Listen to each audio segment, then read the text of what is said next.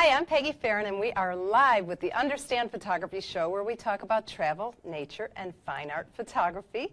Welcome to episode 52. So this is our 52nd episode. That's a whole year that we've been doing this, with our very first guest being Artie Morris, the most famous bird photographer.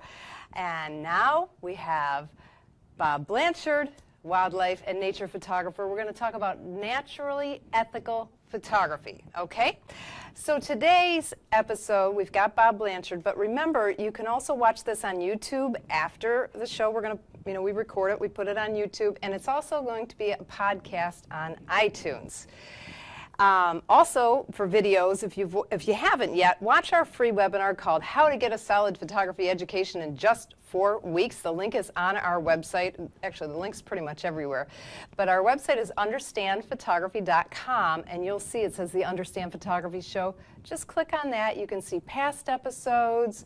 It has links to the podcast, links to the YouTube. It has the show notes. So after today's show, wonderful Heather is going to type up the notes of what we talked about today so you can go back for reference, and we'll also have lots of links in there, okay? We have two multi-trip workshops coming up this season, which is our Everglades excursion led by Joe Fitzpatrick, January 25th through the 28th. And Joe is also leading a trip to the Apalachicola, Florida area. If you've never been there, you're going to flip out. I went there for the first time a year and a half ago, and it's so beautiful. I couldn't even get over. I'm like, Joe, we have to do a workshop up here. So we went up in April, and we planned the whole workshop out. It's going to be amazing. So that's in April. Check out our website for more information. And remember, the 4 weeks to proficiency in photography is our signature course. That's what has helped us get by, because people really like the course. We simplify the technical is our motto at Understand Photography, and the next class starts September 7th. So this week it starts September 7th. It's a really good class. You're going to get a solid photography education. It's good for beginners to intermediate photographers. Okay, enough commercials. Thank you, Bob, for driving all the way from Orlando. My pleasure. Did you have any rain or anything? No, it was beautiful the whole way this time. All right, and you came down the middle of the state, which is awesome. Right down through 17. I love that. It's pretty. You feel like you're in Florida. You don't feel like you're on a highway on I-75. Oh, you're lucky. I almost pulled off a couple times to see if I could scout some new locations. So. I love that. All right, now, so what got you interested in photography and nature photography? What happened? Tell us the short version. I was always interested in photography. I was toy cameras just like a lot of kids did and played with that. But when I was a young teenager, I actually realized this was something I really wanted to do. Okay. And so I did odd jobs, saved up money, and convinced my mother that we needed to go somewhere where I could buy a real camera to actually do this. Aww. And at the time, I was living in southeastern Montana in a very small town, beautiful place. Wow. Really fell in love with the outdoors there because it's such a beautiful area. And I looked around and I said, well, I really want to start, photographing this, but the cameras that I had were the cheap, the little 110 film ones. 110s, and so I wanted to get something a little more serious. So I had my mom drive me to the nearest large city, which was Miles City, Montana. Okay. Don't blink or you'll miss it. But they had a pawn shop, and so with the little bit of money I had saved up, I went in and got a Kodak Retina Reflex 3, and if I can jump up for just a second here and get a hold of it. I brought it with me. We forgot to bring it over to the table. I'm sorry about that. But this was my first camera. Stay off camera, she's gonna This was my first camera that I actually started seriously taking pictures with. It's a 35 millimeter, and the beautiful part about that is it's all manual. This thing is mechanical. It has no batteries, has no automated modes. And so you really had to learn photography to actually use this thing. Otherwise, it got very expensive very quickly. Kodak Retina Reflex 3. Yep, made in Germany. Made in Germany, and your lens f1.9 50 millimeter. Yep. Top shutter speed of 1/500th of a second, which by today's standards would be considered a time exposure, especially in what I do. And so that was it. From there, I just started, literally photographing the scenics in southeastern Montana, animals when I could get close enough to get reasonably decent images of them. With a 50 millimeter lens. And it just stuck after that. Everywhere I went, I did something a little different. So as I kind of traveled the world a little bit, being in the military, you know, I got to go down to Panama and some other places while I was in the Air Force. And this came with me until I graduated to the Canon A1 series cameras, and again, 35 millimeter, and just kept on going and doing different genres. I did cityscapes for a while and special effects photography for a while, all film-based, of course, before we got into digital, you know, cameras. Now, were you a professional photographer all this time, or this was something you did on the side? No, it was completely something on the side, although I did get published when I was very young. I actually got published the first time when I was 14 years old. I photographed the rim rocks near where I lived, and one of the local magazines actually published those pictures. Oh, that must have been so exciting. It was. It really sunk the hook. You know, I was done after that. You know, it's like a golfer. It doesn't matter how many bad shots you hit. You get that one great one, and you're done. You're going to do it forever. Yeah. Now, when did you move to Florida? We moved to Florida in 2005, right before Hurricane Wilma hit. So I got here, and it was just sort of a, you know, when in Rome, do as the Romans do. I looked around and I said, well, okay, what's going to be my thing here? And it was beaches and birds. Beaches and birds. So that was kind of where it went, and I just started photographing really any wildlife that comes about. I don't just do birds. I do whatever nature gives me that day is what I photograph. Now, but you live in Orlando, right? I just moved there this last year. Oh, so because I'm thinking that Orlando doesn't have a beach. Fort Myers was where we lived for a long time. Oh, so you just moved away from here. Right, but interestingly, as much as I love the beaches and as much as I love working those locations, I found myself more drawn to the swamps and the chains of lakes in the central part of the state. I love the swamps. And anybody who watches my show knows I love the swamp. So I've pioneered a new style of photography, which is off of a kayak. And that's another whole, you know, that's a long talk right there, but I've spent the last 3 or 4 years perfecting that. And that's how most of my photography is done these days, is from a kayak. It's probably about an 80-20 split. 80% of it is done from the kayak, and probably about 20% is, you know, just me going to a location and working, you know, from the camera. Now, not that this is part of our, it's not supposed to be our topic, but I'm curious, with the kayak, isn't it kind of shaky and rocky? The whole kayak was designed around photography, so I bought one that was extremely stable. Was it a Ginu or whatever? Is that? It's a native Ultimate 12. Okay. The bottom of the hull is shaped like a U, so it's like a pontoon boat sort of, but it's still just the width of a kayak, but it's very hard to tip. You can actually stand up in it.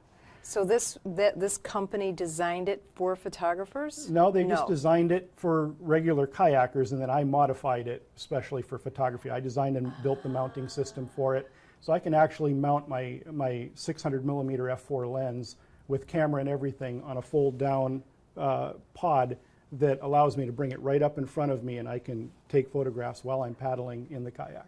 Oh, how cool is that? Now you have to send me a picture of that to put in the show notes. I have it with me, actually. So. Okay, because we want to put it on the understandphotography.com website in the show notes. That's cool. It's a neat system. All right, so now what do you mean when you say naturally ethical photography? What does that mean? It's just a coined phrase that I came up with, and other photographers do the same thing, and they have different names for it. But what it really means is you are basically becoming a part of the environment in which you're photographing. You do not disturb the wildlife. You don't, you know, you do everything in your power to just allow them to come to you versus you chasing them or using calling methods or bait or things like that. And I found when I was looking through all of my work using all kinds of different techniques that I use to capture wildlife images, whenever I would have one that really jumped out and was really, really good, I would kind of make a mental note of, well, how did I capture that image? Yeah. And this one trait seemed to emerge, and it was where I wasn't doing anything that was putting any kind of pressure on the animal. Okay. It came out that my best images were really coming from them sort of accepting me being there and deciding to come and do whatever they were going to do, regardless of my presence. Okay. And so I started exploring that and say, well, how can I really do this and take advantage of doing that? Yeah, because don't you have to sit there for like 3 hours or something? Well, that's where really the technique comes into play, right? So how do you mitigate that to where you just show, it's not like you can just walk into a place and say, okay, this looks like a good spot, I'll sit here. Exactly. Yeah, that's my thought. One of the problems that I have, why I'm not much of a nature photographer is I'm not a patient person. Yeah. Well, it requires patience, but really it just requires a little bit of study. So when I first go to a new location, for example, I will just start taking pictures the normal way, where if I see something out there, I'll try to, ease up on it and get pictures of it or whatever. But I'm paying attention to everything that's going on in that particular place. So I watch the habits of the wildlife that are there. And I'll see, okay, they like to come over through this trail, or they like to come into this particular area and eat. And this is the time and the position of the sun and all of that.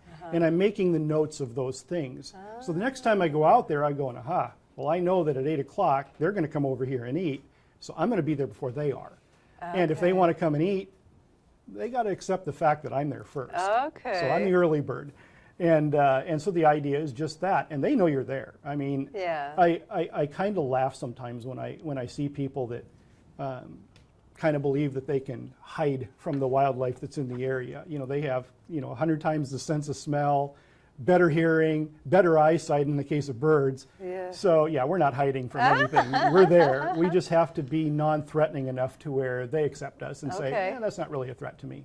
I'll go and do what I was going to do. Okay. And so that's really what it is in essence. It's just becoming a part of that environment and letting them come to you and accept you is just being a part of that environment. So this was just like something that you're like, okay, my pictures are better when this happens. Right. It wasn't something that somebody suggested to you, or did somebody teach you, or no, not at nothing all. In like fact, that. it's very hard to teach it, because if you are teaching a class of people, say if I brought 10 people out to the swamp to teach them wildlife photography, there's nothing in the world that's going to come around a group of 10 people. Yeah. Especially if they're chatting and having conversations and my loud voice teaching them something.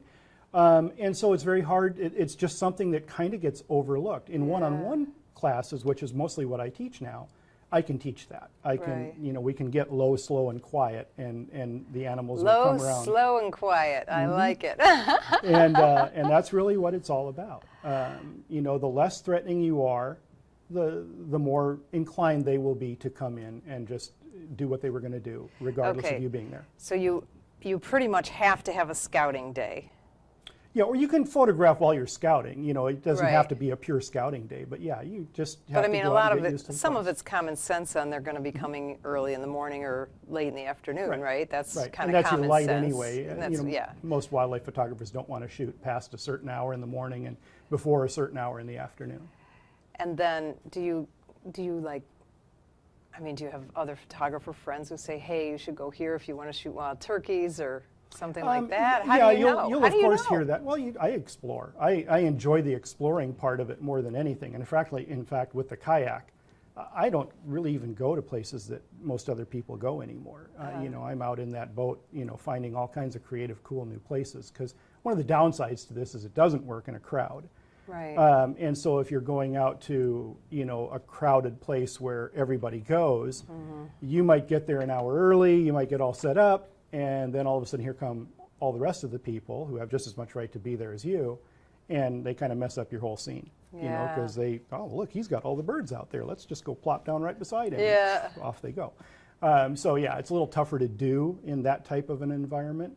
But at the same time, you can still, just find a little more secluded spot, and it still works very well. I've gotten some great images, whether we're 20 other photographers standing, right around me, by doing this exact same thing, crawling down into the really smelly mud, and just laying Do you down really? in there. You lay down in the mud? Absolutely. What do you wear? Usually fishing clothes, because they dry very quickly and they wash off. And those are like the very well. nylon pants? Yeah, exactly. That's what we were out in the swamp. 'Cause Yeah. it does. They dry so fast. Yeah, And then yes. I got the kind that you can zip off and take the, make them into shorts. That's exactly what I wear most of the time. So, And yeah, just- because we get muddy. Yep. Muddy. It's good stuff. I come back and G-rated show, of course, but yeah, usually I take the clothes off in the garage before I come in the house. Are you married? Oh, yeah. She probably won't let you in the house. Oh, yeah. There's You're no not way coming I in would the walk house. in with that smelly stuff on, so it's pretty funny. But yeah, it's a good day is, I come back with a big smile when I'm covered in mud from head to foot. That's a good day in photography. Now, what about your cameras? How do you keep them clean and working well, they properly? get pretty dirty. They get pretty dirty. Do they? I use the Pro cameras by Canon mostly. So and, they've got the better weather sealing than like a Exactly. Canon Rebel or something would, right? Exactly, That's yeah. the point. I One would- of the points of Pro cameras is they have better weather sealing. Yeah. Same with the lenses, right? Exactly. Okay. And still, even when I send them back, like the last time I sent my 600 millimeter f4 and I think it was a 1D Mark IV at that time, Canon actually emailed me and said, "This is the dirtiest camera we have ever seen." They said that about my lens. I was on their wall of shame for having one of the dirtiest cameras because I didn't clean it off before I sent it. I didn't even wipe it down. I just put it in the box and shipped it off, and it was pretty bad. That's pretty funny.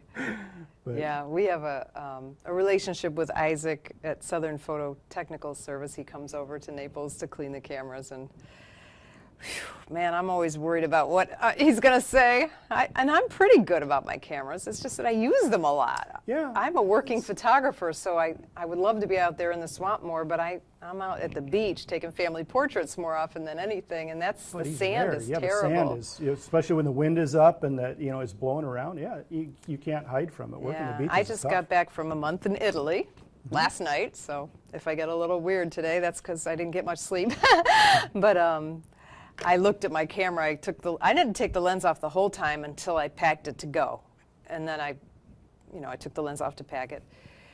But I didn't look at it. I was packing, and today I looked at it. I was like, oh my God, that thing is dirty. Jeez, it was so dirty there though, because here we are in Florida with flooding, and I was in Italy, and it was so dry. You didn't even have visibility. There was so much dust in certain places. It was just they're in an extreme drought over there. Yeah, and so the my minute camera, you take that lens off, it's. I never took it off though, but the dirt got in there anyway. Oh, sure. So, okay, so let's see, what else do I want to ask you? So now you've moved to, how long have you been in Orlando? Just over a year. So Actually, just about a year. Yeah. How often do you go out?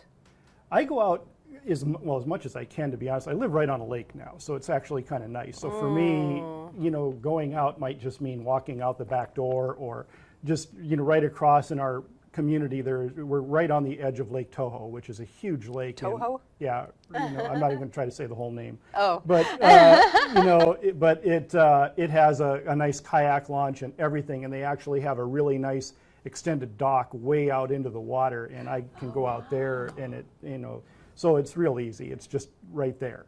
But I like working the Kissimmee lake chains. I spent the entire spring working out of my kayak, doing some work for the Nature Conservancy, and photographing a wood stork rookery that is huge. I mean, there were I think they said 190 some nests. I'm not positive on that number, but it was a lot. And I photographed it from, pretty much the whole cycle, from when they started till when they finished. Which is when?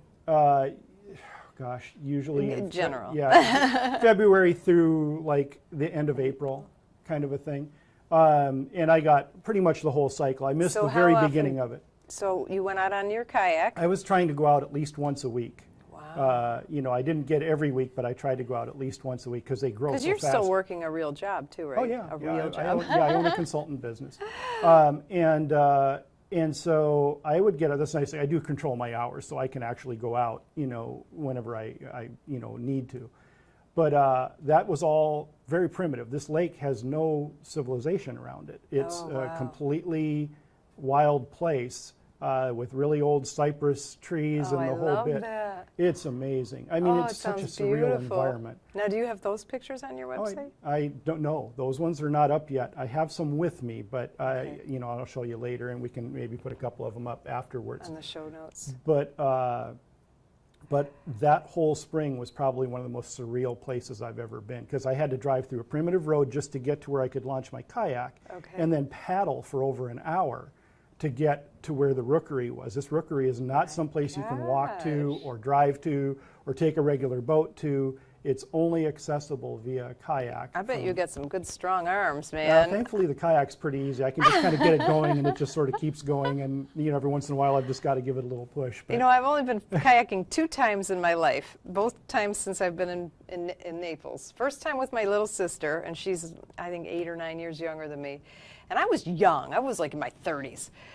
And oh my God, I thought my arms were going to break off. But I was thinking, look at her. She's not even sweating, and I'm not going to be like the old lady, right? And it turns out she was the same way, going, look at her. She's older than me. And so she was doing the same thing. Oh, no, I go at my pace. I don't. But then the second time was like 2 years ago with my brother, and it was the same. I said, I just want to be.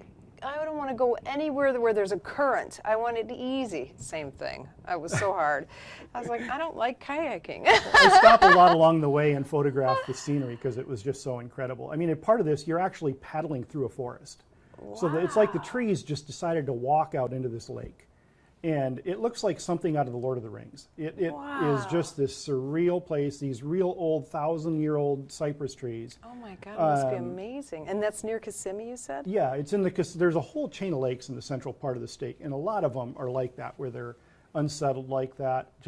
But it's very primitive access. You ever see any snakes in the trees? Snakes, no, but some of the biggest gators I have ever seen. When I moved to Florida, I'm not going to tell you because that'll tell you how freaking old I am. But anyway, when I moved to Florida, I moved to Orlando. And I'm from Michigan, but I was 19. And I had a boyfriend who was raised in Orlando. And the first time we went canoeing, a snake fell into the canoe. But you couldn't get out because there were alligators everywhere. I couldn't even believe we were doing it, but then you get used to it. You get used to being around the alligators. Yeah. But we were in, I still remember, hold on, it's going to come to me. Wekiva, is that right? Wekiva Springs, near Popka? Don't know the name of that one, but okay. It could be. But you have only been there a year. Right, so. right. Yeah, it's pretty And it's the other way from Kissimmee. It's like northeast, I think. But anyway, yeah, snake in the boat. And he was like, it's not poisonous. I was like, well, it's, the cottonmouths are there. I have had interesting snake experiences. I had a cottonmouth that decided I was body warmth one time and crawled up on me. I was busy at Ding Darling photographing animals in the water, and I felt this thing crawl on me, but usually those little blue crabs would just climb on you. So I didn't think about it. Usually I just stand up and they fall off, and that's the end of it, and I don't worry about it. But when I looked back around, it was actually the tail of a cottonmouth, and he was laying on my back because it was a cold morning. And so I thought about it for a second, and I said, well, I have 2 options here. I can jump up and panic, and he'll probably freak out and bite me, or I can keep my head about me and probably get out of this. So I just calmly reached over, grabbed at the tail, and threw it into the water as quickly as I could. Did you really? You threw him in the water? That's what Jerry did. Fine. He grabbed the snake and just threw it in grabbed the it water. And threw it. That's what he did too. That was it. It was, that was. Then I freaked out. After it, you kind of like, whoa, a little too close for comfort there. Noah, do you ever worry about that, being out like an hour kayaking, and you're all by yourself? You do have risks.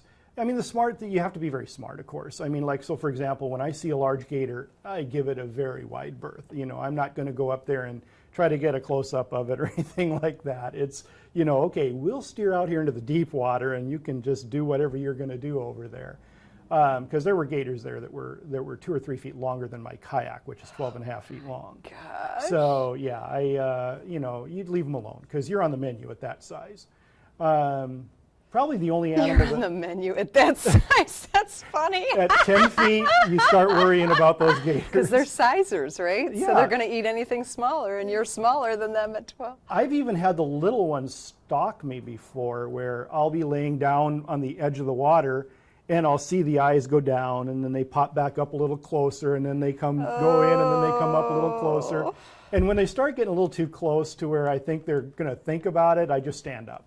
And they see that, oh my God, he's huge. A big guy. They take off. Oh my gosh. Jeez. But so what else? What else do you do for safety precautions? Well, you're situationally aware. For me, when I go out into the wilderness, it's like a switch goes on. you become hypersensitive to, or at least I do, to everything around you. It's like your hearing increases, your sense of smell. I have a lousy sense of smell normally, but when I'm out in a fog-filled swamp or something, for some reason, it seems like I can smell more things than I can in a normal setting. I don't know what it is, but it's like you become hyper-aware. Wow. And so you're constantly kind of checking for that stuff. And I don't think you should ever let your guard down when you're out there, because there are risks, and you just have to be that way. Which is why I really like, in a sense, kind of doing it by myself, because I'm not being distracted, by having a conversation with somebody else or something like that. It's normally, in my opinion, just really having a lot of respect for the environment and realizing that you're in their house and you have to treat it like you're a guest. So what if something happened to you, though, and you're out there? Well, you got a cell phone, I guess. You got a cell phone. Do you put that in a protective, waterproof? Yeah. I've got one of those waterproof things that you throw around your neck. Yeah, I always have it with me, and if I'm out of cell phone coverage, I'm usually pretty careful. Fortunately, in Florida. Do people know where you do? You give yeah, of course. You like, never go anywhere without. My wife, of course, always knows where I am when I go out. She probably worries like crazy. I don't think so after all this time. She's like, I got life insurance. Yeah, no whatever. Problem. You never know. I kind of doubt. She's probably watching this right now. Going, yeah, right. But no, seriously, it's important that someone knows where you are and when you should be back. And, and I always text her. Like when I'm out in those places, I always let her know when I'm launching, when I'm going to be back, that kind of thing. So she knows. She keeps track. And I always tell her when I'm back at the car, okay, got to load the kayak and all that, and so it'll be an hour or so before I'm home. Okay, so you have to be that. Yeah, that's because just part if of you're paddling an hour to get somewhere and it's so remote, I mean, if anything happened to you, how would anybody find you? Yeah, you're kind of on your own. You have to. I had one situation. This place that I'd gone a zillion times. Never anything dangerous there. It was, it was like one of these fields that just kind of floods, and the water's never more than a foot or so deep.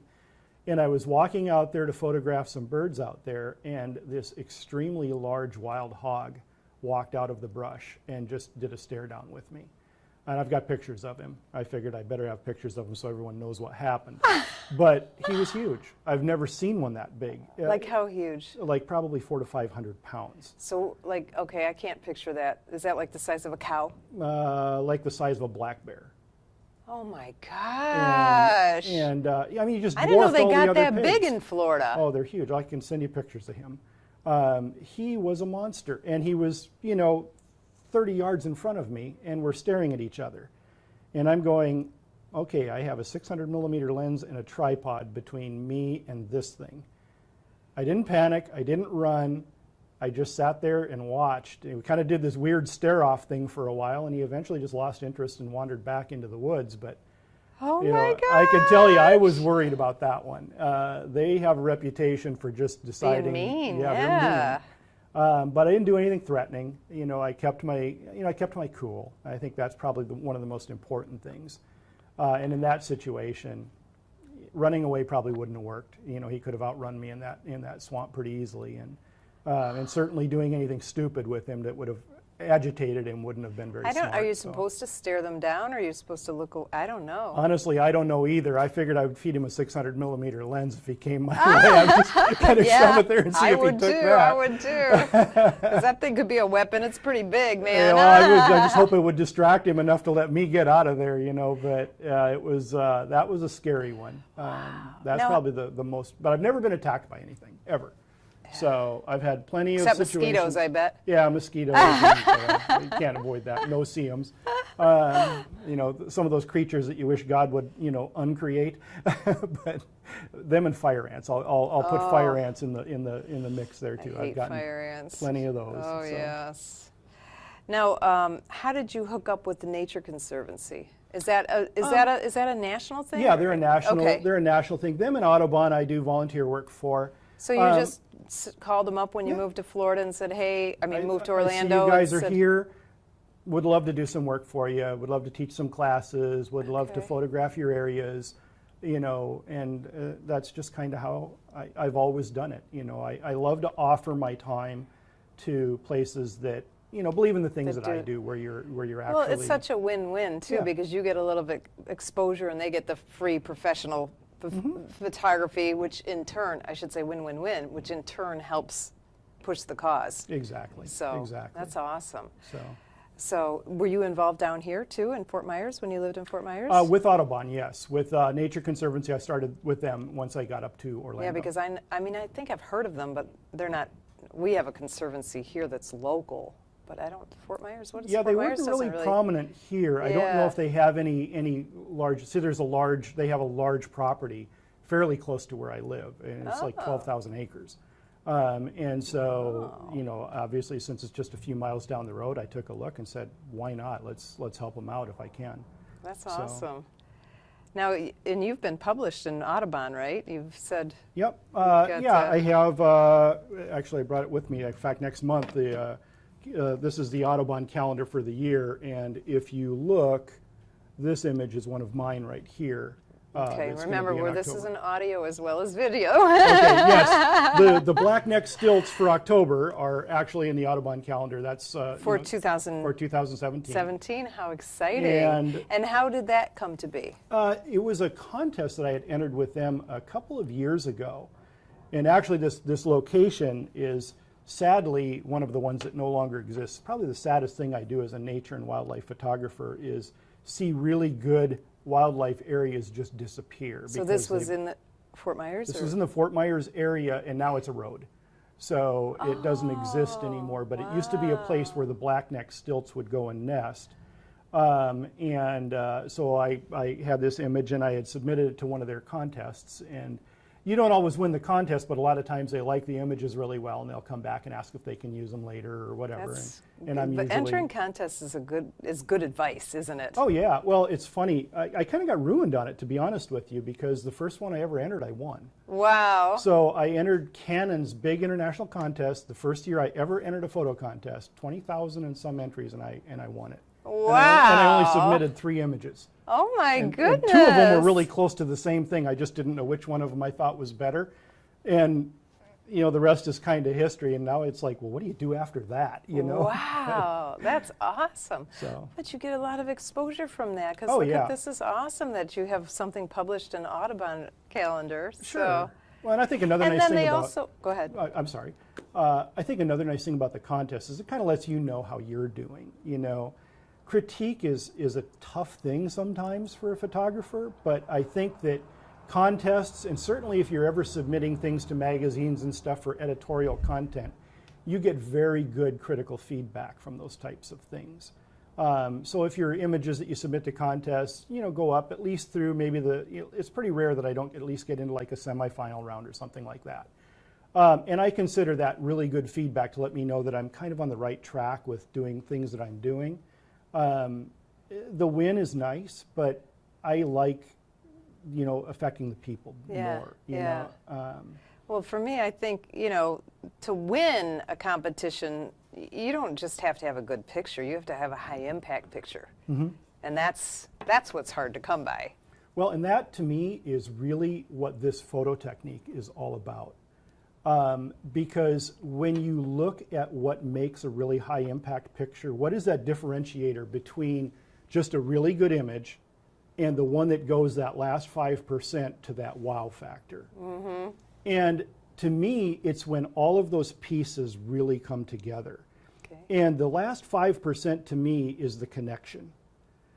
And what I mean by that is, for example, in wildlife photography, you're a portrait photographer, right? Mm-hmm. So you know as well as I do that when you connect with the subject and they're relaxed and they put that perfect pose on, that picture has impact and people look at it and they go, wow, what a great image. And it's the same thing in wildlife photography. If I'm completely relaxed and plugged into the environment around me and completely connected to the subject that's walking in front of me, and they're relaxed and completely plugged into what they're doing and trusting of me while I'm there, it adds that little bit of chemistry that takes that image right over the top from just being technically perfect to being, oh wow. Oh, I like so that. That's where that final bit comes. Every piece of art that moves us has a soul of its own. So when you look at it in a gallery show or when you look at it in a magazine and it takes your breath away, it's because all of those little elements took it to that last 5% and pushed it over the top, and it just wows you. I tell people all the time, the best critique I get is if I'm doing a show and I sneak out into the crowd before the show starts when nobody knows who I am or that I'm the guy that put the images in the show, and I see people looking at the pictures and they're emotionally moved by them. That's the best feedback you are ever going to get. Wow, that's awesome. So, Now, to do me- you do a lot of shows? I do them from time to time. I haven't done any in a while, but yeah, the shows that I've done have been great. I enjoy And how doing did them. you get into that? Or give me some examples. Invited, to be honest with you. Someone saw my work and said, we'd like to have you do a show at our gallery. Okay. And so I would do it, and you know, it was fun. I love them. Now, you've been doing this a long time. Is it getting harder to sell your work than it used to be? Yeah, it's always a struggle, of course, selling artwork. And I think most photographers have a lot of different streams of income. You know, certainly I do. Certainly I have, do. well, Well, so yeah, mine's all photography related, but there's lots of well, yeah, exactly. So, you know, and photography is not my primary source of income. I mean, very blunt. I'm an IT professional. I own a consulting company right now. I've always loved photography, and it's nice that it generates an income, but it would be very hard to live off of Yeah. that income. Unless, you know, I mean, I think if I put myself into it more, I could probably Maybe. generate more. But I'll tell you, I'm very protective of the passion of photography as well. And I think that that sometimes gets to be that scary balancing act when, you know, the business starts to step over the passion. I think that's where I've seen a lot of photographers that have kind of fallen into that trap. And, Oh, I agree. and it's And I struggle with it, you know. I think And I think some of everyone the work does. I've been doing this now full time for almost 20 years, and I get bored sometimes with what I do, you know. Mm-hmm. So I still like it, and then I get mad at myself, like how dare you whine and complain about, you know, you could have some horrible job, you know, and here I am with happy people all the time, and then of course, but I do, you know, of course I would prefer to be more of a nature fine art photographer, but I don't have the time, you And know. it's extremely competitive. I mean, Yeah. there are a lot of people out there taking pictures right Sure now. are. I don't think there are a lot of them that are, you know, that go that last little bit. I know a lot that do, but you're lost in the noise a lot, you know. I mean, how do you put in an image to a contest that has 40,000 entries? Yeah. And judges are just overwhelmed with this Yeah. stuff. Well, I'll tell you what, because I'm a judge, and one of the things that I see, even in the professional level contests, is, you know, I just disqualify everybody who doesn't do things technically right. Unless it's something, if it's a super high impact thing, then you can, okay, I'll put you in the finalists and we'll see. But most of the time, you can't believe how many crooked horizons and simple things. Sure. You know, the wing cut off of a bird, or Sure. like, come on, you know, there's Photoshop nowadays.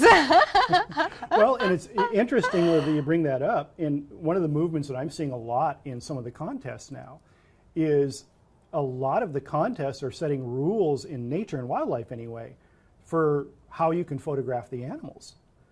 So in other words, they say in the rules, you can't use bait, you can't call them.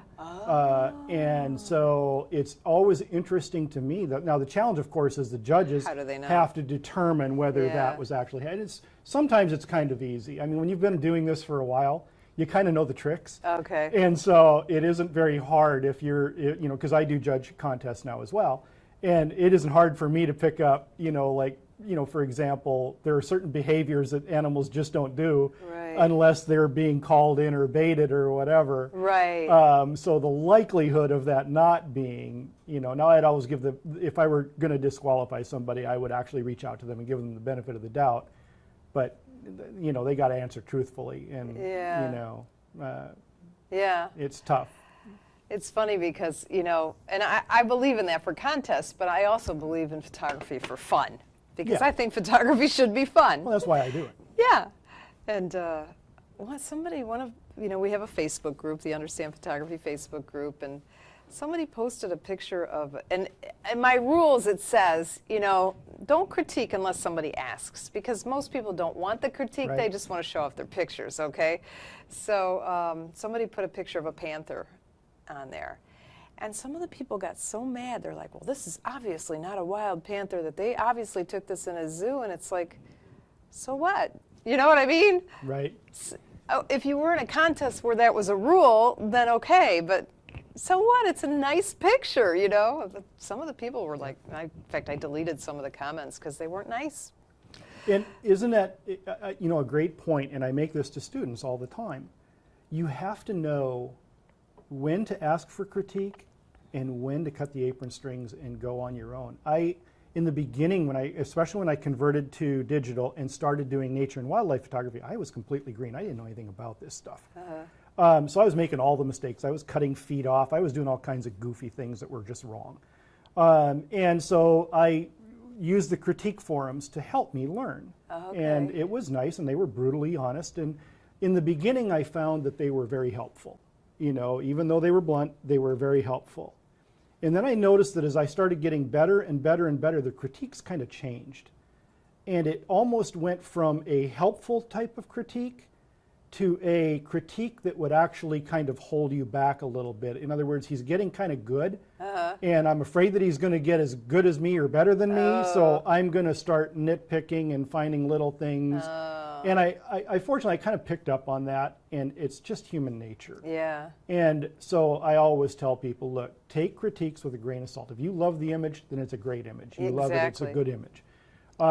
Take the critiques with a grain of salt, and I never take critique from somebody whose work I don't admire. So There you go. if I love that artist and see that I'm aspiring to be at that level or beyond, then that's a great critique for me to listen to. If I look at the body of work of someone who kind of maybe gave me a not so great critique and their work is not where I'm wanting to go, it's just water off the duck's back to me. Yeah. I don't even really listen to it. One of the things that the Professional Photographers of America does is they broadcast the professional judges critiquing. And I never have time to watch, but I've seen like little clips of it, and I've actually sat in on some of them, you know, with the conventions and things like that. And that is really helpful to learn. Some of the judges are a little harsh, but it's really helpful to learn. You know, of course, I'm trained. You know, nowadays people don't get trained as photographers. They just pick up a camera and go on YouTube, and I'm a photographer, but you know, I had the like more formal training, so I know a lot of the rules. But learning from the professional judges, I don't like when amateurs critique pictures. In fact, our local professional guild got to that point where they were really into, and I haven't been there a long time, but they were really into recruiting new members. So they had all the new photographers who, you know, didn't know what they were doing. Basically, they were professionals, but they didn't have any, what's the word I'm looking for? They didn't really know what they were doing, which is okay. You want them to join the professional guild so you can learn. But then they would have these critique sessions, and then all the newbies would be sitting there critiquing. And you're like, this isn't helpful, because they don't really know what they're talking about, you know? Yeah, So. I enjoy, well, for example, when I take on a new student, the first thing I always ask that student to do is send me their 5 or 10 best images. You know, and what I do from that's where my lesson plan comes from. I take a look at their work, and I just literally tailor the lesson plan then to that individual student based on what they have sent me. And I really don't critique them back. I don't give them feedback right away. I teach them. And then we sit down together and go over the images they initially sent me, and we kind of work it together, and that way it's not so brutal. Because when I critique is not about giving somebody a pat on the head or an attaboy. It's about picking that image apart and saying, this is what would have made it go to the next level. Right. This is what would have made it better. And I do that to my own images, and I'm brutal on myself. Yeah. And you have to be. I can tell you right now, look right in the camera and say it, I have never taken a perfect photograph. And I probably never will. I can look at any one of my images that I have ever created, and I can find at least one thing that could have been better about that image. Of course, yeah. So, and I think that you need to be on, but not hard on yourself. It's not, I'm not beating myself up. I'm pushing myself to continue to push to be better. Yeah. And that's what I do every single time I go out. I don't care if I photograph that animal 1,000 times. If that's the animal that nature gave me that day, I'm going to try to get the best image I've ever taken of that animal that That's day. a great attitude. So- That's a great attitude to go out with, you know. I'm going to do the best I can today. So now what has been your most inspiring photo location or photo gosh. trip or photo Really, workshop? the places I was this spring.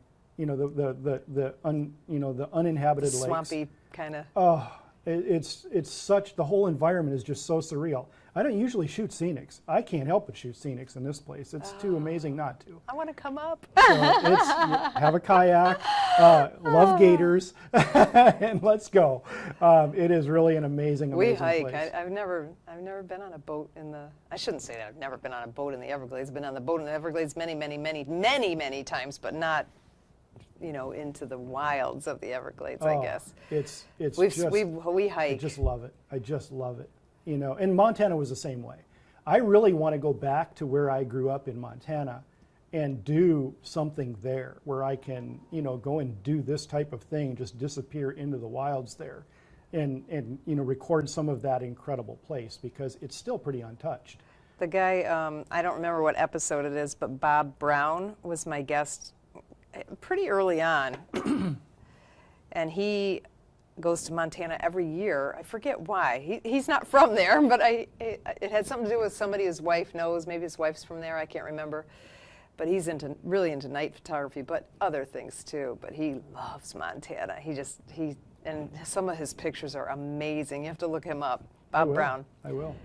The Bobs from Montana. It's, you know, it's such a big state too. I mean, you know, obviously the western part of the state gets a lot of attention because of the mountains and everything. But that eastern part where you're kind of on the edge of, you're right near the southeastern corner of the state where Wyoming is right there and South Dakota is right there. Okay. It's the Badlands, it's Little Bighorn, it's that whole plains area. But there's the buttes and it's just like the Wild West. Wow. It's just a really great place. Do you still have family up that way? Friends, lots of friends. And I'm still in contact with a lot of them, especially through social media, Facebook and such. So, hi everybody in Montana. You know what I just did when I went to Italy is I did for the first time I did a home exchange. So think about that, especially if you already know people. Oh yeah, If you have friends in Montana, say, hey, why don't you stay in my house? I'll stay in yours. I'm sure I could. You know, I don't even know that I would have to go that far. I'm sure that I could probably find more than enough people up there that would be happy to have me come up and do this, and you know, and probably even help me, you know, set up all the places to go shoot. They're just a great. It's a whole different type of people. You know? They're very different up there. Very warm and friendly. fuzzy people. Yeah, that's awesome. Now, when you teach, how do you get the students, first of all? They usually contact me through my website. And they just find you on the website, or Yeah, or word someone of mouth? refers them, you know, students who have referred them or things like that. And so you mostly do we do a lot of one-on-one here as well. Yeah, it's what I prefer to do because I can't really teach this technique in particular in large groups. Right. It just so, doesn't really work. So you don't sit down at a table with them and teach. You take them out. I do a little of both. The session Okay. might start, you know, and we usually do it like in a parking lot or something like that, where we will actually sit down with a laptop and, you know, talk a little bit about some things before we go out. It's, you know, I think it's sometimes hard to, and also email exchanges and things like that, where in the prep work to the class, you know, here's what we're going to do in the class. Here are the things we're really going to cover. So, you know, for example, one of the things I teach a lot is birds in flight. Okay. You know, different things like that where it's a struggling area for photographers.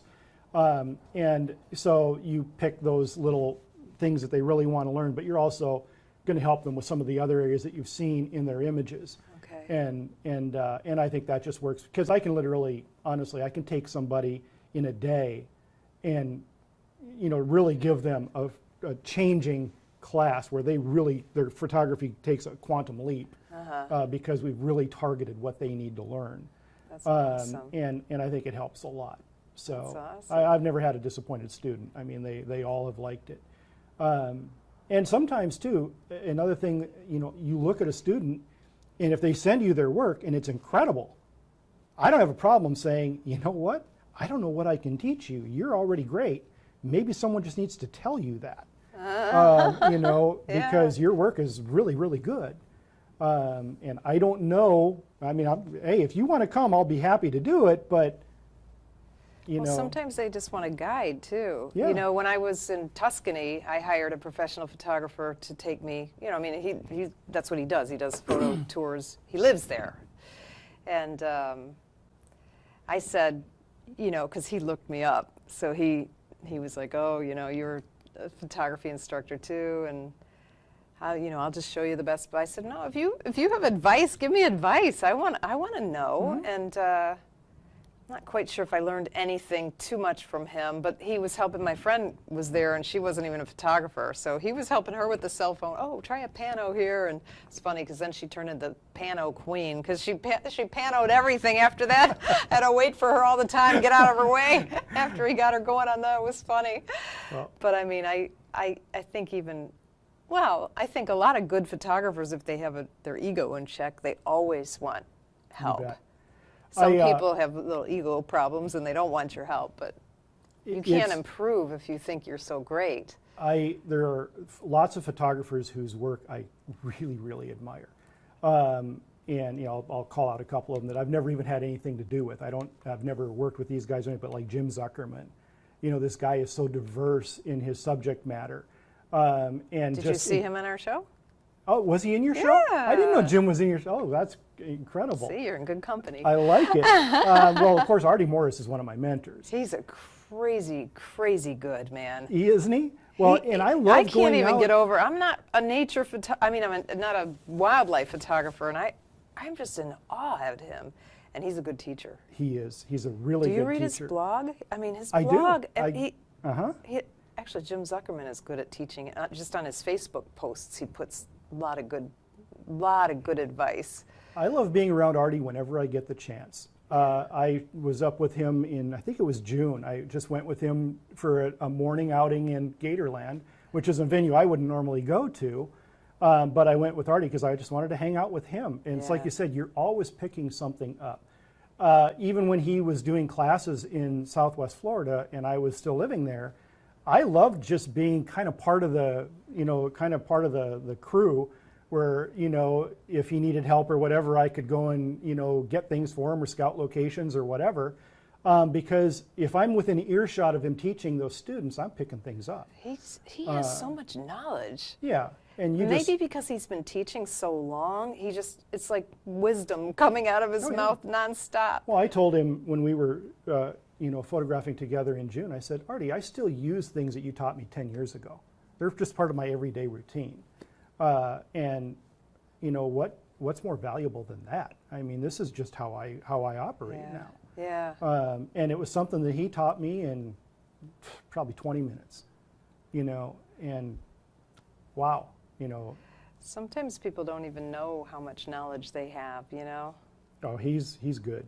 Yeah, he is very good. Well, who else? Who else you got on the let's top see. of your head? Well, one of the ones that Maybe you can help me get these people on the show. oh, right?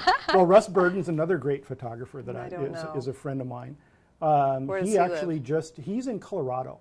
Does he come this way? He does. He does a Florida trip at least once a year, usually in February. Okay.